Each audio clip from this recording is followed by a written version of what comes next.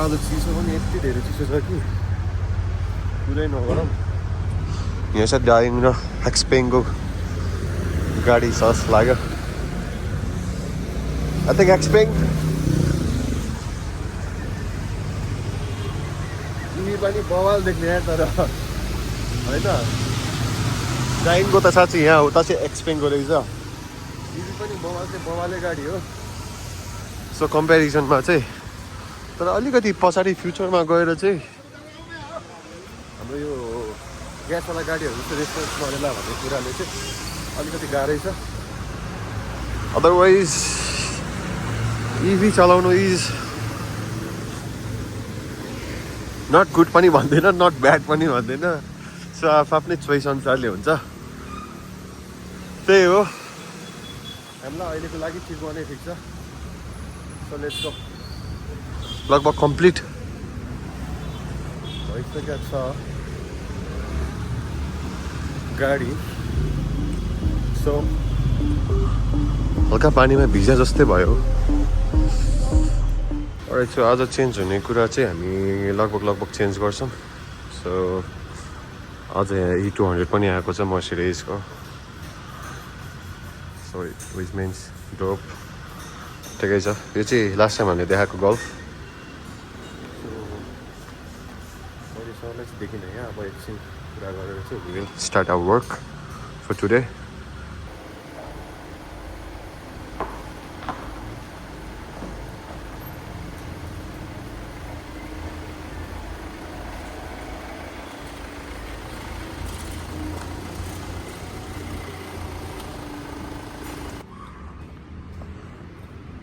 So यो एउटा पार्टले गरेर जुन चाहिँ हुनुपर्ने कुरा थियो गाडीमा त्यो चाहिँ अलिकति ल्याग नै भइरहेको थियो। सो यो चेन्ज गरिसकेपछि अब स्टेबलाइजर बारको नि कुरा भइरहेछ। स्टेबलाइजर बार चाहिँ चेन्ज गर्ने कि नगर्ने भन्ने कुरामा चाहिँ विल सो यु। अहिलेको लागि चाहिँ चेन्ज गरिसकेपछि त रिसेन्ट कन्डिसन कस्तो हुन्छ यही हो। कन्डिसन भएको चाहिँ खासमा जतिको जोइन्टको ग्यापिङ हुनुपर्ने एउटा एमएमको मा भनेदेखि यता त औँला छिरे टाइपको ग्याप भइसकेको रहेछ। सो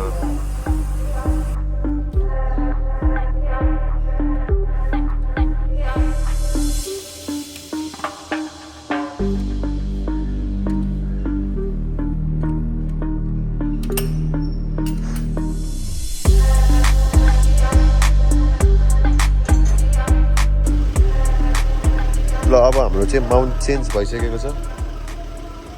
सो हामी चाहिँ फर्स्टमा टेस्ट ड्राइभमा निस्किन्छौँ। अनि त्यसपछि इनकेस स्वे बार चेन्ज गर्नु पऱ्यो भने चाहिँ will see about the sway bar. त्यसपछि लेट्स गो। ल let's go for test drive फर्स्टमा।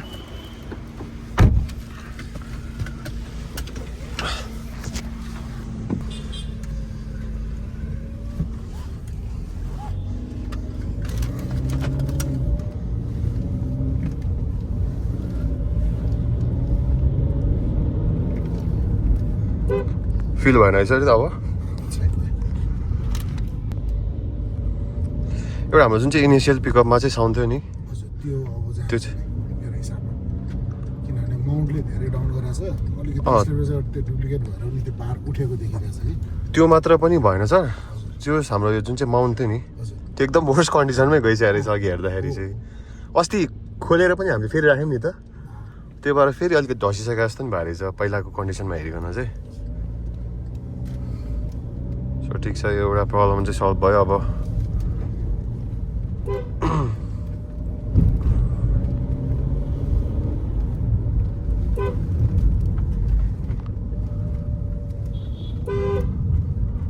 सो मलाई चाहिँ एउटा धेरै क्वेसनहरू आइरहेको चाहिँ भक्सवागनलाई चाहिँ अथेन्टिकै गर्नुपर्छ कि सर्भिसिङ केयर चाहिँ आफ्टर मार्केट गर्दा नि हुन्छ भन्दै हुनुहुन्थ्यो। सो तपाईँको भिजन भिजिबिलिटीमा जानुहुन्छ भने कस्टमर रिभ्यूबाट हेर्नुहुन्छ भने हजुर VWको चाहिँ थाहा भएको मान्छे कहाँ गराउनु भन्छ सबभन्दा बेस्ट। हजुर थाहा नभएको मान्छेको गराउनु भने इन्जिन ओइल कुन युज हुन्छ थाहा हुँदैन। त्यो थाहा नहुने बित्तिकै अनि तपाईँको गाडीको लाइफ टाइम त्यहाँबाट बिग्रिनु सुरु हुन्छ कि। युरोपियन गाडीहरूको प्रब्लम भनेको तपाईँको चाहिँ पर्टिकुलर सामान युज गर्न जानेन र पर्टिकुलर सामान युज भएन भने चाहिँ अनि त्यहाँबाट चाहिँ प्रब्लम सुरु हुने हो कि हजुर त्यसपछि गाडीले दुःख दियो भने कि कस्टमरको एउटा सानो नेग्लिजेन्सी र थोरै पैसा बचाउने चक्करले गर्दाखेरि चाहिँ प्रब्लम इस्युज हुने हो कि यस्तो हो सर जेन्युन सामान र नन जेन्युन सामान चाहिँ के हुन्छ आफ्टर मार्केटको मान्छेहरूले नन जेन्युन सामान युज गरेर मार्जिन अलिक बढी हुन्छ भने जेन्युन सामान युज गर्नेहरूलाई चाहिँ मार्जिन कम हुन्छ तर हामीले चाहिँ रिलायबिलिटीको हिसाबले कस्टमरसँग काम गर्ने हो कि हजुर अब बाहिरको मान्छेलाई चाहिँ त्यति थाहा हुँदैन उहाँले सुन्न सक्दैन त्यो कुराहरू पनि हुन्छ कि सो मलाई नि के लाग्छ भन्दा चाहिँ एउटा अनुभवी मान्छेसँग चाहिँ यो कुराहरू गराउँदाखेरि चाहिँ बेस्ट हुन्छ र गाडीको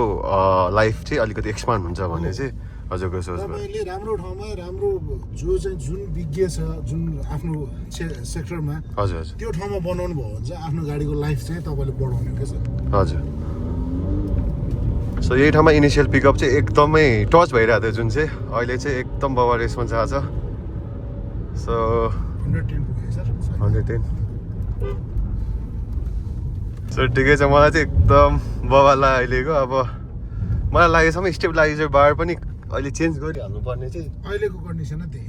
देख्नु भएन भने फ्युचरमा तपाईँको त्यो अब आवाज आएर फेरि आफ्नो कुरा छ हजुर हजुर र अब जुन तपाईँले अस्ति इनिसियलको रेप गर्दाखेरिको आवाजमा थियो हजुर त्यसको लागि चाहिँ परेन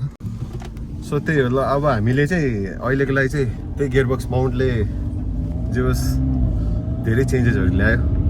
मेजर भनेको अब त्यसलाई मेजरै भन्दैन माइनरै भनौँ सानो सानो कुराहरूले पनि हामीलाई धेरै हजुर वेयर एन्ड टियरको कुरा टियरको आइटम हो सर त्यो चाहिँ अब मेजर भन्न मिल्दैन हजुर हजुर अब अलमोस्ट तपाईँको 2010 को कार हजुर आज 2026 मा आएर फेर्दाखेरि भनेको चाहिँ अलमोस्ट हामीलाई 15 इयर्स चाहिँ त्यसले लाइफ दियो भनौँ 16 इयर्स हाम्रो जर्मन गाडीहरूले भनेको चाहिँ हजुर तपाईँको नर्मल्ली 1,50,000 किलोमिटर अर 10 देखि 15 इयर्सको बिचमा चाहिँ अनि इस्युज गर्ने हो क्या सर हजुर हजुर अब त्योभन्दा अगाडि प्रब्लम दिन्छ भने चाहिँ तपाईँले प्रपर डायग्नोज गर्नु भएन प्रपर टेक्निसियन कहाँ जानु भएन एक्ज्याक्टली पकेट मनी बचाउने भयो भने पनि यो प्रब्लमहरू चाहिँ आउने हो कि सो त्यही कारणले गर्दाखेरि चाहिँ सानो सानो कुराले र मलाई अलिकति पैसा बच्छ भन्ने हिसाबले चाहिँ गाडी मेन्टेनेन्स गर्ने हो भने चाहिँ युरोपियन कारतिर नजाँदाखेरि नै बेस्ट हुन्छ जस्तो लाग्यो हाम्रो सजेसनमा चाहिँ होइन त सर तपाईँको चाहिँ अब मेन्टेन गर्ने नै हो भने चाहिँ युरोपियन कारलाई चाहिँ तपाईँले मनी फर भ्याल्यु चाहिँ युरोपियन गाडीको सामान महँगो छ हजुर त्यही अनुसारको ड्युरेबिलिटी पनि छ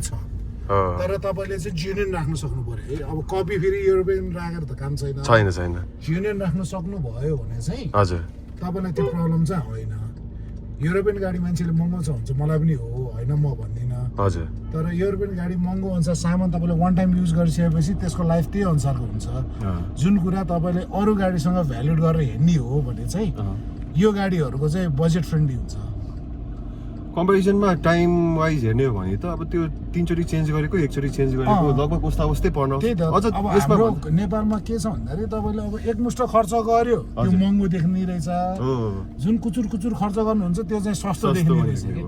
अब हाम्रो हुने के रहेछ भन्दा युरोपियन गाडीमा हामी सिधै 10,000 मा अथवा 1 इयरमा इन्जिन ओइल चेन्ज गर्छ हजुर त्यो अनुसारको इन्जिन ओइल महँगो छ त्यो भएर महँगो देखियो अब कोरियन जापानिज गाडीहरूमा 3,000 4,000 मोइल फिल लाउँछ त्यो सस्तो मोइल युज हुन्छ अनि त्यो भएपछि सस्तो दिन्छ अब वर्षमा 4 चोटि जानु र 1 चोटि जानुमा अभियसली तपाईँको 1 चोटि जित्छ तर तपाईँले त्यो 4 चोटि गएकोसँग हिसाब गर्ने हो भने चाहिँ 1 चोटिले जित्छ हो 1 चोटिले विन गरेर हुन्छ भनेपछि यो कुराहरूले चाहिँ सजिलो पनि हुन्छ फ्युचरमा कस्तो गाडी चढ्ने र मेन कुरा चाहिँ कसरी मेन्टेनेन्स गर्ने अब चाहिँ भनेर चाहिँ गाडीमा चाहिँ हामीले माउन्ट चेन्ज गरिसकेका छौँ अनि सोय बारको चाहिँ प्रब्लम नरहेछ भनेर भन्नुभएको छ त्यो जुन चाहिँ सोय बारमा चाहिँ माउन्टले गरेर चाहिँ सोय बारमा चाहिँ टच भएको रहेछ खासमा त्यसले चाहिँ अस्ति हामीले त्यो खोलेको भएर चाहिँ त्यो भन्नुभएको छ तर नि एकचोटि तपाईँलाई चित्त नबुझाइकन त गाडी निकाल्दिनँ म भनेर चाहिँ टेस्ट गर्नु हामी चाहिँ टेस्ट गर्छौँ भनेर चाहिँ दाइ एकदिन भर्खर बाहिर जानु भएको छ हल्का टाइम लाग्छ म खासमा कफी खाऊँ कि भनेर बाहिर निस्केको थिएँ कि बस्दै गर्ने हो र पानी परिरहेको छ हल्का भिज्नुपर्ने हुन्छ फेरि सो अब हामीले सबै चेक गरिसकेपछि चाहिँ गाडीको पर्फर्मेन्सहरू त बवाले भएको छ कुरै गर्नु परेन पर्फर्मेन्सको त सो त्यही हो सबैजना च्यानल्समा कनेक्ट भएर बस्नु होला यदि नयाँ हुनुहुन्छ भने चाहिँ don't forget to subscribe our channel so अब आज चाहिँ हामी यति गरिसकेपछि म एउटा सानो ड्राइभ मात्रै प्लान गर्छु त्यति बेला चाहिँ अलिकति गाडीको पर्फर्मेन्सहरू गाडीको स्पिड चेकहरूदेखि लिएर सबै गराउने छु सो त्यति जेलको लागि चाहिँ